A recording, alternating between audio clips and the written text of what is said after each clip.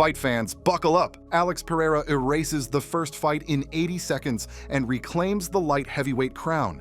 Alex Poatan. Pereira walked out in full war paint and then fought like he never planned on needing a second round. The bell sounded, and he did not so much feel out Merab Ankalaev as invade him. Instead of the measured, feint-heavy kickboxing we saw in their first meeting, Pereira marched straight across the cage, took center, and started unloading educated violence. The right hand that changed the night didn't loop or wind up. It tunneled. He slipped it through Ankalaev's guard like a letter through a mail slot, and the champion crumpled in a stunned heap. From there, Pereira went predator mode on the mat.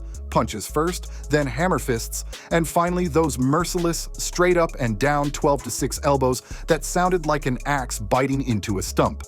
Herb Dean saw enough at 120 of round 1. That is all it took. In under 2 minutes, Pereira didn't just win, he deleted the narrative of March, where Ankalaev's pressure, clinch melts, and positional smarts kept Poatan's offense caged. This time there was no cage to build. This was speed, accuracy, and conviction swallowing a game plan whole. Then came the moment that told you as much about the man as the fighter. Pereira had a post-fight speech ready, almost certainly a call-out, and tossed it aside to ask for a moment of silence for the Jones family after the sudden passing of Arthur Jones at just 39. Class, composure, and respect, delivered by a man still humming with adrenaline. Later, he made the subtext explicit. Heavyweight is calling, and not for a tune-up. It would be at the White House against John Jones. That's a super fight Tom Aspinall and Cyril Gane, terrific as they are, don't scratch the itch Poatan feels. He wants the biggest mountain, and in his mind that mountain still wears the name Jones. The politics around that challenge are messy. Dana White has been publicly hesitant about trusting Jones with a once-in-a-lifetime stage. He has also hinted he prefers Pereira to keep cleaning out compelling light heavyweights. But what Pereira did to Ankalaev changes air pressure. When you sleep a dominant decision winner in 80 seconds, when you do it by walking him down and unthreading his defense in the pocket, your next sentence can start with "I want," and people will lean in.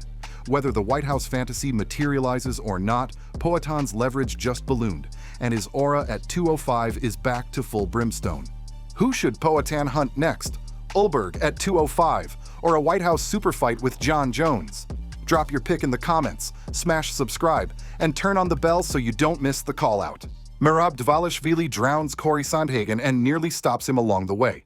If Alex Pereira is gunfire, Merab Dvalishvili is weather, unavoidable, relentless, and indifferent to your preferences.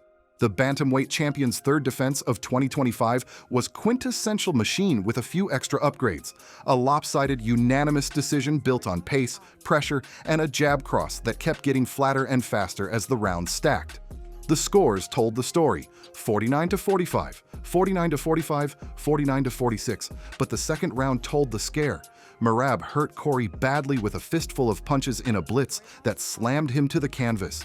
For a few charged seconds, it felt like we were about to witness a rare Merab finish. Sandhagen, stubborn and seasoned, grit-checked his way out of the buzzsaw, only to discover the next act of the play was takedowns, mat returns, and more pocket fire. Cory's early work was clean, long straight shots, step-offs, a body investment that could have paid if the pace ever dulled. It never did. Merab kept touching him into the fence, finding hips, lifting, shelving. And when Cory popped back up, it wasn't sanctuary, it was a new round of chases. The champion's threat geometry forced Sandhagen to holster kicks and box more, which shrank Cory's weapon set just enough for Merab to win key entries. By the time we hit rounds 4 and 5, the ledger looked like Merab's favorite math. Control, damage on the brakes, and a crowd that could feel the oxygen leave the challenger's lungs every time he was dragged or stalled for another beat against the mesh. Afterward, Merab stood center and smiled like a man who just finished his morning run. "I am a machine. I keep getting better. I think now people will respect my striking too." He meant it. He almost made good on pre-fight talk of a knockout, and then aimed straight at December. If you have a spot December, I would love to make a quick turnaround. I think Petryan looked good. It is wild to say out loud, but 3 title fights in 1 year sounds exactly like something Merab would try to pull off. As for Sandhagen, there is no shame in surviving a hurricane, but this is the kind that blows roofs off. He will rebuild. He always does. Jiri Prochazka faceplants Khalil Rountree in a comeback that felt like a rescue mission. There is Jiri Prochazka's brand of chaos, and then there is a third-round salvation KO that flips a fight on its head. For 2 frames, Khalil Rountree Jr. was the tidier technician, the man landing the cleaner, heavier shots while Jiri slipped on the canvas, wore counters, and searched for that rhythm only he can hear. End of round 2, Rountree had Jiri buzzed but didn't pour on. Start of round 3, Jiri came out like a man lit from within, pressure spiking, variety surging, kicks at different heights, odd angles, weird timing. It is almost unfair to describe it as just aggression. Prochazka's aggression is curated chaos. He paints with elbows and flicks, then hides a shovel hook in the negative space. The shot that ended it turned Khalil into a viral still frame, face down on the canvas, a sudden and brutal punctuation mark that made the building gasp. The celebration was part relief, part declaration. Jiri grabbed the mic and gave us the world through his lens. Believe me or not, my opponent makes my performance. He referenced trying to book Carlos Ulberg earlier, noted the Jamahal Hill scalp on his mantle, and then pointed to the headliners. If it will be one of these two who will fight for the title tonight, my performance will be the best. You can read that as mysticism or a promise. With Jiri, it is both. He remains the division's most electric coin flip. Always hittable, always killable, always capable of turning your lights out when you thought you were safe.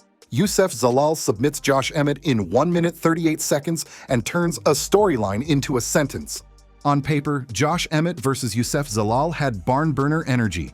One of the division's biggest right hands, newly polished under TJ Dillashaw's guidance against a slick mover who likes to make you chase the wrong thing. In reality, we barely got a paragraph.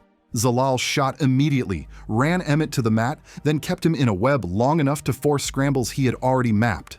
Emmett popped to top, tried to clear the legs, and Zalal's transition sprang the trap. Triangle threat to armbar, hips high, wrist controlled, extension immediate. 1 minute, 38 seconds on the clock, and a verbal tap from a fighter known for grit and power. That is the cruelty and beauty of high-level grappling. It refuses to care about your pre-fight packages. The ripple effects are obvious. Zalal is now a crisp 5-0 inside the UFC, the kind of perfect line that earns you a name and an upgraded booking on the next big card. Does Poatan defend once more at 205 to anchor his claim? Does the UFC use him as the trump card to sell a new era without pay-per-view, knowing his walkout alone can freeze a timeline? The answers will arrive the way they always do in this sport. Suddenly, on a Tuesday, with a graphic and a date, and then we will all be arguing about it until the fight actually happens. So, your card of the night. Pereira reminded 205 that fear is a weapon when paired with precision. Dvalishvili reminded 135 that cardio is a weapon when paired with improvement.